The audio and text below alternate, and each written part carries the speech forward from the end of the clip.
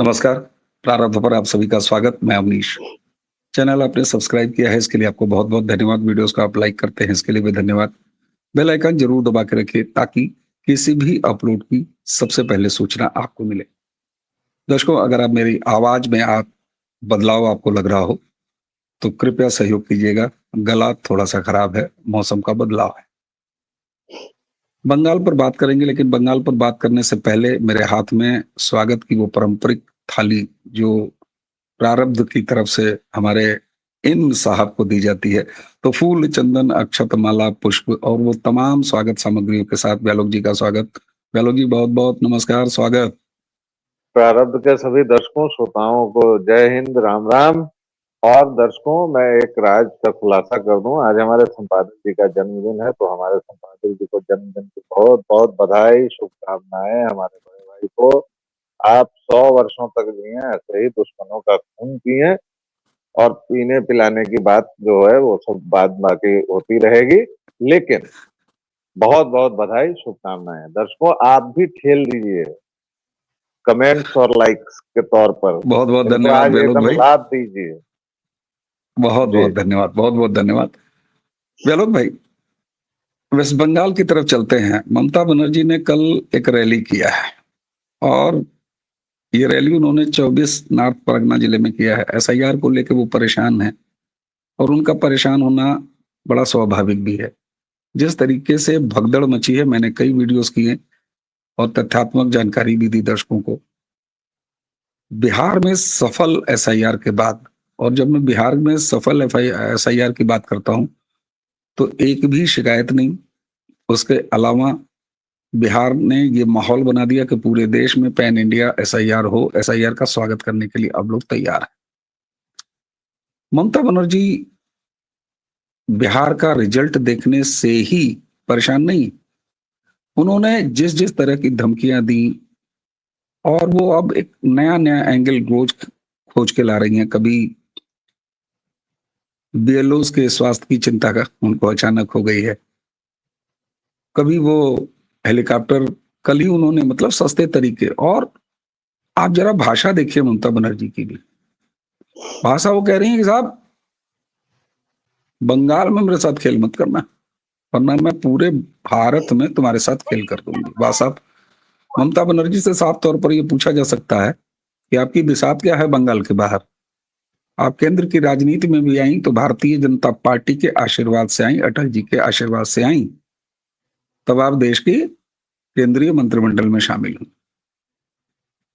वो अलग अलग तरीके से परेशान है और लोगों को भड़काने का भी काम कर रही है।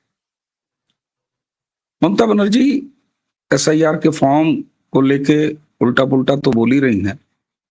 आप सोचिए, जो वहां पर बांग्लादेश से आए हुए, और ये जो जिला है 24 नॉर्थ परगना, ये बांग्लादेश से विस्थापित होकर आए हिंदू जो मतुआ समुदाय है, उनका इलाका है।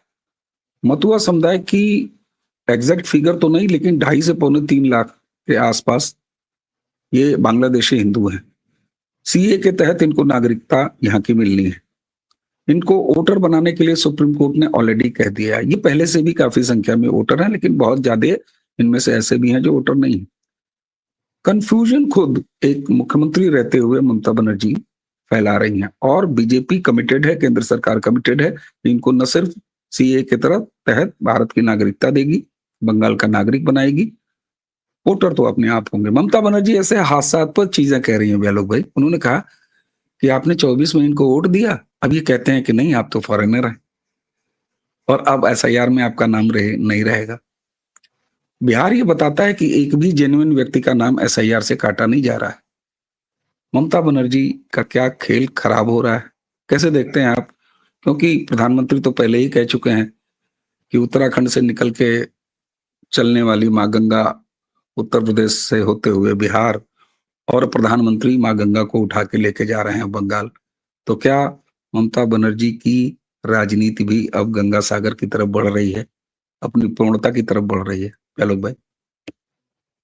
बिहार में आप याद कीजिए कि चुनाव के ऐन पहले राहुल विंची से लेकर तेजस्वी यादव और पूरा गिरोह किस तरह की बयानबाजी कर रहा है। आपको उस बयानबाजी और ममता बानो के थोथे बयानों में कोई अंतर नहीं दिखेगा। इसलिए मैं फिर से एक बार बहुत डरते लेकिन हर्षित मन से मैं तो ये सोच रहा हूं कि लगता है इस बार बंगाल में सचमुच मिट्टी पलीद हो गई है। 88 सीट पिछली बार आई थी, कम नहीं होती है। बंगाल का जो राजनीतिक स्ट्रक्चर है और बंगाल में जिस तरह से एक व्यवस्था चलती है कि कम्युनिज्म से कांग्रेस, कांग्रेस से कम्युनिज्म और फिर तृणमूल कांग्रेस तक जिस तरह से आई, जो क्लबों के जरिए वो लोग जिस तरह से सत्ता पर कब्जा करते हैं, बंगाल की राजनीति बहुत अलग है, वो उस पर बाद में बात करेंगे। फिलहाल ममता बानो को डर क्या है, या उस तरह की किसी नेत्री को या नेता को क्या डर होता है? सबसे बड़ा डर होता है सत्ता के जाने का। और ये जो आज मतुआ हिंदुओं के लिए, जो ममता बानो की आंख से इतने बड़े बड़े आंसू ढलक रहे हैं, मुर्शिदाबाद में क्या हो रहा था, संदेश खाली में क्या हुआ है, बंगाल को पूरा इस्लामिस्तान बना देने का क्या हुआ है, बंगाल का एक टुकड़ा पहले हमसे कट चुका है, और इनके ऊपर तो इनको मुख्यमंत्री नहीं बना रहना चाहिए, इनके ऊपर तो राष्ट्रद्रोह का मुकदमा लगा के सबसे पहले इनको कुर्सी से फेंकना चाहिए। क्योंकि इन्होंने कल एक और बयान दिया है जो आपने उल्लिखित नहीं किया, वो शायद मेरे लिए छोड़ दिया था, कि इन्होंने कहा है कि मैं बांग्लादेश से प्यार इसलिए करती हूँ कि भाषा मेरी मिलती जुलती है। अरे, तो मतलब आप फिर यूनुस की भाषा बोलिए कि उत्तर पूर्व के हमारे सारे लोगों को काट के और एक ग्रेटर बांग्ला नेशन बनाइए। आप उसको सहमति दे रही हैं क्या? आप उसके साथ जुड़ी हुई हैं क्या?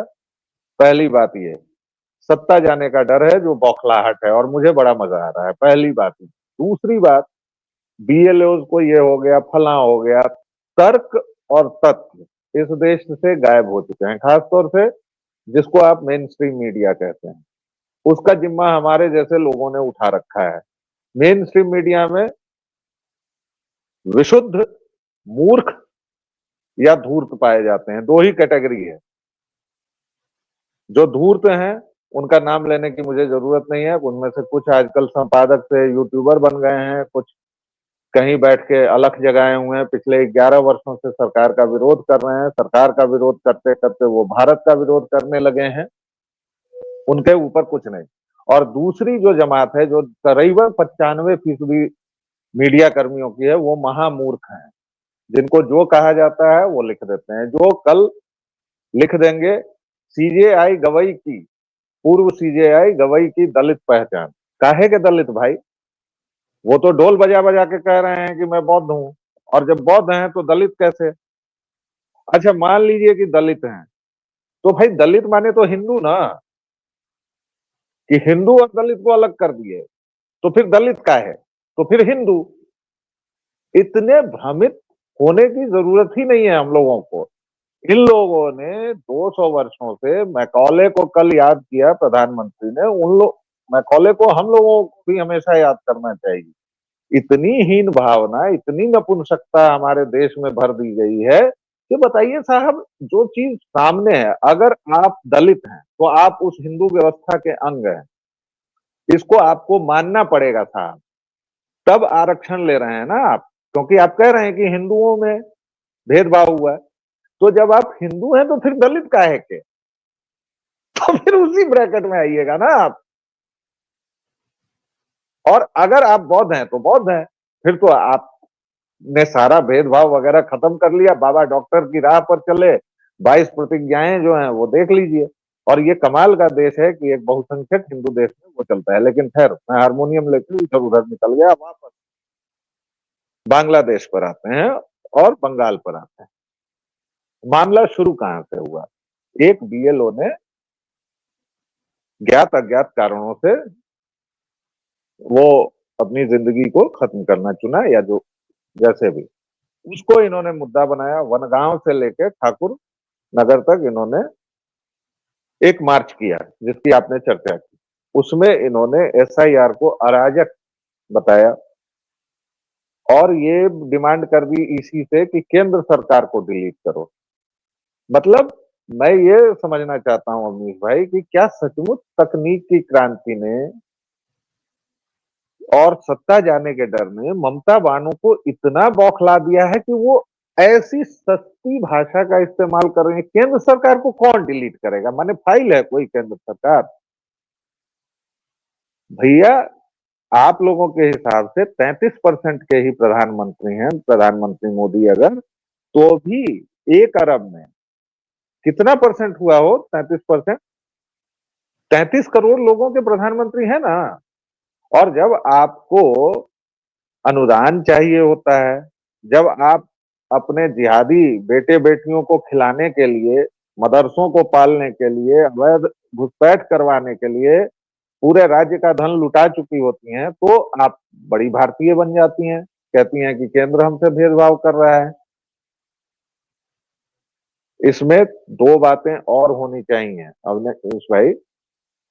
सबसे पहले, चूंकि चुनाव आयोग तो केवल अपना काम करेगा, सुप्रीम कोर्ट को इस पर स्वतः संज्ञान लेना चाहिए, क्योंकि यह देश के संवैधानिक ढांचे और संघीय ढांचे को सीधे तौर पर धमकी दी जा रही है एक चुनी हुई मुख्यमंत्री के द्वारा।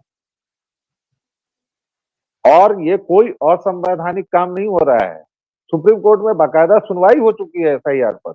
इन लोगों ने किन चीजों को छोड़ा है भाई? सुप्रीम कोर्ट में सुनवाई हो चुकी है, सुनवाई में इन लोगों ने जबरदस्ती उसी आधार को जुड़वाया भी, बिल्कुल। इस आधार को न जुड़वा के लिए ये लोग 3 साल पहले कोर्ट, ये कितने धूर्त हैं। और मैं दो चार गालियां देना चाहता हूं, दर्शक आप अपने मन में कल्पना कर लीजिए, क्योंकि सार्वजनिक तौर पर तो दे रहे, ये कितने बड़े वाले हैं।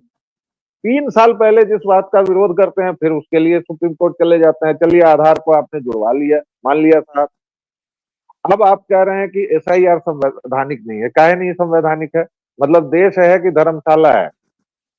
पूरी दुनिया का इकलौता देश ये भारत महान होगा जहां नागरिकों की कोई सूची नहीं है, जहां नागरिकों के बारे में कुछ पता नहीं है। जिसको मना रहा है, जहां मना रहा है, वो रह रहा है। भेड़िया धसान है साहब। लेकिन ममता बानो, आपकी जानकारी के लिए मैं बता दूं कि एसआईआर तो झांकी है, एनआरसी अभी बाकी है। और अभी तो मोदी जी भी फोरम में नहीं आए हैं, अभी तो मोटे भाई भी बाकी है, और उसके बाद योगी आदित्यनाथ भी बाकी हैं, और हेमंता भी बाकी हैं। एक पूरी लड़ी है आपसे लड़ने के लिए और आपको खारिज करने के लिए। लेकिन मुझे सबसे बड़ी बात ये लग रही है भाई साहब, इन लोगों की बौखलाहट देखकर, कि क्या सचमुच बंगाल भी इस बार गया? और क्या वो प्रोफेटिक वर्ड्स थे पीएम के? अरे लीजिए, फिर मैंने प्रोफेटिक वर्ड कह दिया भाई, लोग की जज्बात आपा फिर घायल हो जाएंगे। अच्छा, हमारे तरफ के लोगों की भी, कुछ लोगों की घायल हो जाएगी कि आपने ये आपा, जज्बात, ऐसे शब्द क्यों कह दिया। और उधर वाले तो तुरंत प्रोफेटिक वर्ड सुन के ही बेहोश हो जाएंगे। भावना व्यंग एक कह दीजिए। एक छेपक बता देता हूं, हाँ। इसलिए मैंने ये कहा क्योंकि प्रोफेटिक वर्ड, आपको मैं बताऊं कि जेएनयू का एक सो कॉल्ड पढ़ा लिखा समूह, हम्म। और मेरे इस वाक्यांश को काट के शॉर्ट्स में चलाना चाहिए, जो घटना मैं बता रहा हूं, उसमें मैंने किसी बातचीत के क्रम में लिखा फला फला फला, और रंगीला रसूल नेहरू की मेहरबानियों से ये हुआ। भाई साहब, 3 4 मोमिनों की जज्बात आपा घायल हो गई, तुरंत लंगड़ाने लगी। हमारे डॉट डॉट डॉट फला फला फला ब्ला ब्ला ब्ला, हमारी रिलीजियस इसको हर्ट किया गया। मतलब कमाल है यार, कितने बड़े धांधलीबाज हो तुम लोग। तो खैर, ममता बानो, आप ये मानिए कि आपका टाइम हो चुका खत्म, और अब बंगाल से बोरिया बिस्तर बांधिए। अपने जिहादी मोमिनों के साथ अगर बांग्लादेश जाना है तो जाइए, भाषा अच्छी लगती है। कल्चर तो आपका पूरा वही है, जिहाद वाला। जिहादियों के साथ सोना उठना बैठना रहना खाना पीना सब है आपका। तो आप जाइए, बांग्लादेश निकल लीजिए पहली फुर्सत में। जी। ठीक बात। दिल्ली में अक्षय के साथ कुछ हो गया है, बड़ा कुछ हो रहा है। उधर हेडमा के साथ कुछ हो गया है, और किसी अक्षय के साथ हो गया है। मैं तो झटके में ये सोचा कि अक्षय कुमार के साथ हो गया, जो हीरो साहब हैं। फिर बाद में पता चला कि नहीं। जब से 377 इस देश में संवैधानिक हुआ है, तब से अब भाई अक्षय जैसे लाल या लाली जो भी हैं। अच्छा, एक चीज और, आपने एक बड़ी अच्छी बात कही जब आप ये समुदाय के बारे में बोल रहे थे, जो बांग्लादेश से हिंदू यहाँ पर आए हुए हैं, अ, मतुआ वाला। एक चीज आपको याद है, आदिवासी हिंदू नहीं है ये, क्या हाँ, अरे शातिर अरे एक नैरेटिव। लेकिन अब इसका भी जवाब मिल रहा है। मैंने एक वीडियो किया था मंजरी और ज्योति जी के साथ, दर्शकों ने उसको खूब देखा है। मैं टीम से कहूंगा कि उसको डाल दीजिएगा। राहुल गांधी जो कहते थे कि जन जी सड़कों पर उतर आओ, तो मैंने उस वीडियो में बधाई दी राहुल गांधी को। मैंने कहा राहुल गांधी आपको बहुत बहुत बधाई, I love you Rahul Gandhi. आपने जिस जिन जी को कहा था सड़क पर उतर जाने के लिए, वो सड़क पर उतर गया है। और सड़क पर उतरे हुए जैन जी की तस्वीरें भी मैंने दिखाई थी। यहाँ भी जरा मैं तस्वीर वो दिखा देता हूँ। ये देखिए ना भाई साहब, ये अरुणाचल का जैन जी है, ये सड़क पर उतर चुका है। Arunachal Pradesh indigenous youth organisation, इसके अध्यक्ष हैं बिल्कुल युवा तारो सोनम लियाक। इनके नेतृत्व में हजारों हजार की संख्या में अरुणाचल के युवक, जो आदिवासी युवक हैं, इंडिजिनस हैं, वो उतर चुके हैं। और उनके उतरने की वजह क्या है? उतरे ये 7-8 महीने पहले से ईटानगर में अवैध मस्जिद। और इन्होंने फिगर भी फाइंड आउट कर लिया। इन्होंने कहा कि 2000 बांग्लादेशी और रोहिंग्या प्रतिदिन अरुणाचल में घुस रहे हैं और एक एक को बाहर निकालेंगे। ये जाते हैं, वेरिफिकेशन करते हैं, 7 दिन का इन्होंने समय दिया था। और अब इनका एक तरह से आप कह सकते हैं कि सामाजिक तौर पर ये निकल के जाते हैं, वेरिफिकेशन करते हैं और कायदे से इलाज कर रहे हैं। तो जैन जी ऐसे उतर गया। और सबसे बड़ी इसमें बात, इसमें एक चीज सबसे, जोड़ दूं, हाँ, एक इंफॉर्मेशन जोड़ देता हूँ। हम्म, झारखंड में हजारों आदिवासी युवक युवतियां उतर गए हैं यस, अपने चीफ मिनिस्टर के खिलाफ, अपनी सरकार के खिलाफ और तमाम मिशनरियों के खिलाफ। और वो खुल यस, के कह रहे हैं कि आदिवासी संस्कृति को अगर इन लोगों ने जितना नुकसान पहुंचा दिया है, इनको भगाओ जी। बिल्कुल। और यहाँ अरुणाचल में क्या कहा जा रहा है? उगते हुए सूर्य का प्रदेश है। और आदिवासी कह रहे हैं गर्व से कि हम सनातनी, हम हिंदू हैं। ये सोनम ने, लड़के ने कहा कि दिल्ली बम विस्फोट किसने किया था? वो कोई हिंदू किया क्या? मैंने वीडियो भी दिखाया है उसमें। दर्शक जरूर देखिएगा, इसी के डिस्क्रिप्शन में सबसे ऊपर उस वीडियो का लिंक रहेगा। तो एक तरफ धर्म ध्वजा का स्थापन, भारत के हिंदू राष्ट्र होने का प्रकटीकरण, प्रधानमंत्री के कांपते हाथ, श्रद्धा और विश्वास के, आदिवासियों का, हमारे आदिवासी भाइयों का खुद को हिंदू आइडेंटिटी को उठा के बाहर ले आना। और दूसरी तरफ ममता को बांग्लादेश से मोहब्बत है। तो शेख हसीना बन जाओ, यूनुस तुम्हें पनाह दे देगा ममता, क्योंकि बंगाल अब तुमसे मुक्ति चाहता है। भारत अपनी सनातन संस्कृति आइडेंटिटी को वापस पा रहा है। वो और एक इसका भाजपा प्रतीक नेता ने कहा था ना, हाँ, अवनीश भाई, मुझे हाँ, याद आ गया इसलिए कि अंग बंग और कलिंग। तो कलिंग तो आ गया, अंग भी आ गया मगध बंग, के साथ। अब बंग बचा है, तो चलो बंग की ओर बिल्कुल ठीक बात। सारथी और रथ घुमाओ। बिल्कुल। और आपने एक बात कही कि सुप्रीम कोर्ट भी ये लोग गए थे। सबसे ताजा मामला मैं बता दूं, इसका भी मैंने जिक्र किया एक वीडियो पे। पंजाब में भी एसआईआर हो रहा है। भगवंत मान बिल्कुल गुलाल पोत के बैंड बाजा बजा के एसआईआर करवा रहे हैं। वो एक अलग ही एंगल है, उस पर भी बात करेंगे। उस मामले में सुप्रीम कोर्ट अभी सबसे ताजा एसआईआर के खिलाफ गए थे। बिहार इलेक्शन के बाद, रिजल्ट आने के बाद, जी सरकार खाली शपथ, या शपथ भी नहीं, शपथ नहीं हुई थी। जी सुप्रीम कोर्ट ने जानते हैं क्या कहा दर्शकों? सुप्रीम कोर्ट ने कहा बिहार को बदनाम मत करिए, एसआईआर बिल्कुल सही प्रक्रिया से हो रहा है, सारे कागज दुरुस्त, एक भी शिकायत हम तक नहीं पहुंची है। चुपचाप खारिज कर रहा हूं मुकदमा, वापस जाइए, एसआईआर का फॉर्म लीजिए, अपने बीएलओ को सौंपिए और कायदे से एसआईआर चले। मतदाता सूची का पवित्रीकरण, शुद्धिकरण, यह भारत के सनातन रास्ते पर चलने का शुद्धिकरण है।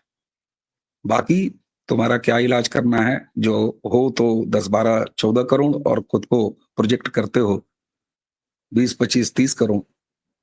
भारत में रहना है तो भारत भारत कहना है, इसके अलावा कुछ नहीं। ममता बनर्जी जी, आप गंगा सागर की तरफ अपनी राजनीतिक यात्रा के लिए तैयार रहिए। आलोक भाई, आपने हमें समय दिया, आपका बहुत बहुत धन्यवाद। दर्शकों, चैनल को आपने सब्सक्राइब किया, इसके लिए बहुत बहुत धन्यवाद। वीडियोस को लाइक करते हैं, शेयर करते हैं, बहुत धन्यवाद। बेल आइकन जरूर दबा के रखिए ताकि किसी भी अपलोड की सूचना आपको मिले। आप सबको पता है, फिर भी मैं बताऊंगा व्यालोक जी, प्रारब्ध के अलावा हमारे एक और प्रतिष्ठान व्यालोक वाणी पर पाए जाते हैं। आप उस चैनल को भी अपना लगातार स्नेह देते रहिए। जब मुझे अवसर देंगे तो मैं भी वहां नजर आता हूँ। तो आज की चर्चा यहीं समाप्त करते हैं। मुझे यानी अमीश और व्यालोक दोनों को आज्ञा दीजिए। नमस्कार, प्रणाम, जय जय श्री राम। जय श्री राम।